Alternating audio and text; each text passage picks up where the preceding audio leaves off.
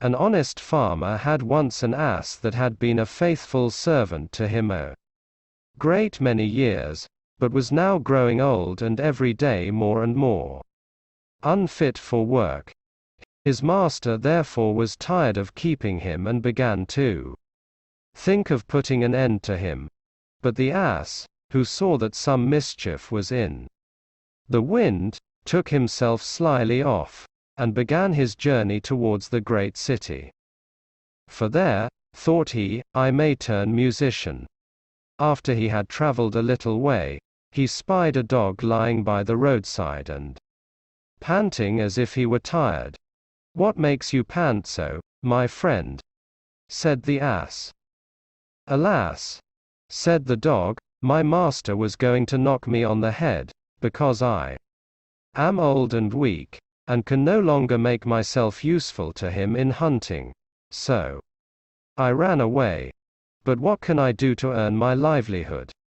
Hark ye, said the ass, I am going to the great city to turn musician.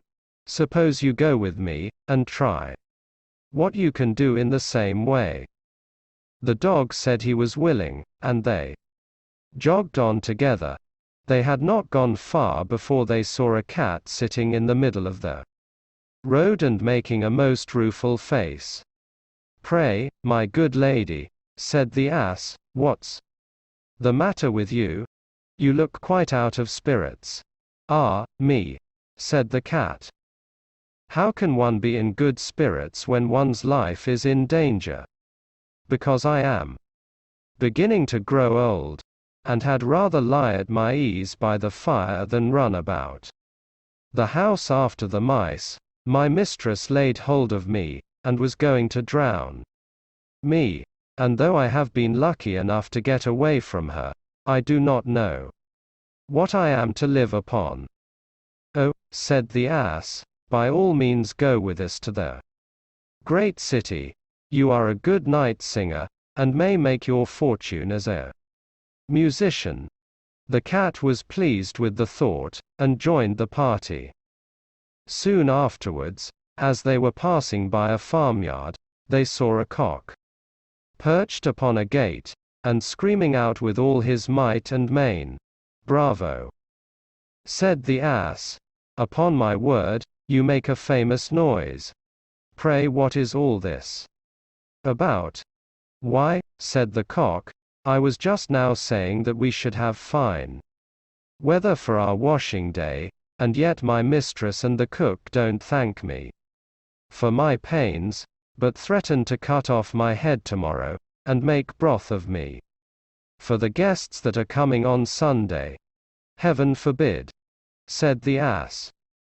Come with us, Master Chanticleer. It will be better, at any rate, than staying here to have your head cut off. Besides, who knows? If we care to sing in tune, we may get up some kind of a concert. So come along with us, with all my heart, said the cock. So they all four went on jolly together. They could not, however, reach the great city the first day. So when night came on, they went into a wood to sleep. The ass and the dog laid themselves down under a great tree, and the cat climbed up into the branches, while the cock, thinking that the higher he sat the safer he should be, flew up to the very top of the tree, and then, according to his custom, before he went to sleep, looked out on all sides of him to see that everything was well. In doing this, he saw afar off something bright and shining, and calling to his companions said, There must be a house no great way off, for I see a light. If that be the case, said the ass, we had better change our quarters, for our lodging is not the best in the world. Besides, added the dog, I should not be the worse for a bone or two, or a bit of meat. So they walked off together towards the spot where Chanticleer had seen the light, and as they drew near it became larger and brighter, till they at last came close to a house in which a gang of robbers lived. The ass, being the tallest of the company, marched up to the window and peeped in. "Well, donkey," said Chanticleer, "what do you see?" "What do I see?" replied the ass. "Why, I see a table spread with all kinds of good things, and robbers sitting round it making merry. That would be a noble lodging for us," said the cock. "Yes," said the ass, "if we could only get in." So they consulted together how they should contrive to get the robbers out, and at last they hit upon a plan. The ass placed himself upright on his hind legs, with his forefeet resting against the window. The dog got upon his back, the cat scrambled up to the dog's shoulders, and the cock flew up and sat upon the cat's head. When all was ready, a signal was given, and they began their music. The ass brayed, the dog barked, the cat mewed, and the cock screamed.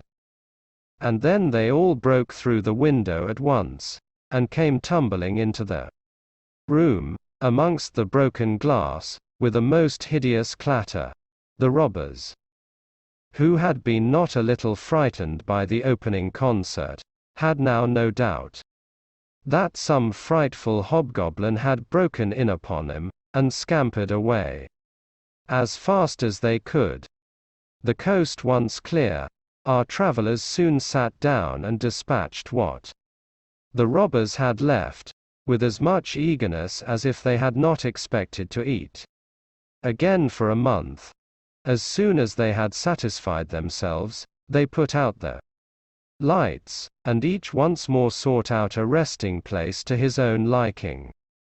The donkey laid himself down upon a heap of straw in the yard, the dog stretched himself upon a mat behind the door, the cat rolled herself up on the hearth before the warm ashes, and the cock perched upon a beam on the top of the house, and, as they were all rather tired with their journey, they soon fell asleep.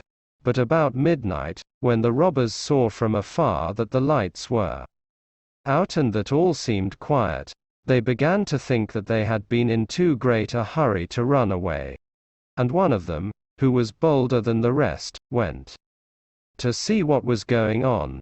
Finding everything still, he marched into the kitchen, and groped about till he found a match in order to light a candle, and then, espying the glittering fiery eyes of the cat, he mistook them for live coals, and held the match to them to light it.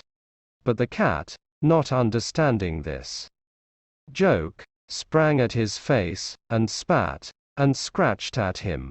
This frightened him dreadfully, and away he ran to the back door. But there the dog jumped up and bit him in the leg, and as he was crossing over the yard the ass kicked him.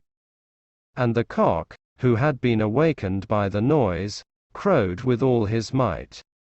At this the robber ran back as fast as he could to his comrades, and told the captain how a horrid witch had got into the house, and had spat at him and scratched his face with her long bony fingers, how a man with a knife in his hand had hidden himself behind the door, and stabbed him in the leg, how a black monster stood in the yard and struck him with a club, and how the devil had sat upon the top of the house and cried out, "Throw the rascal up here."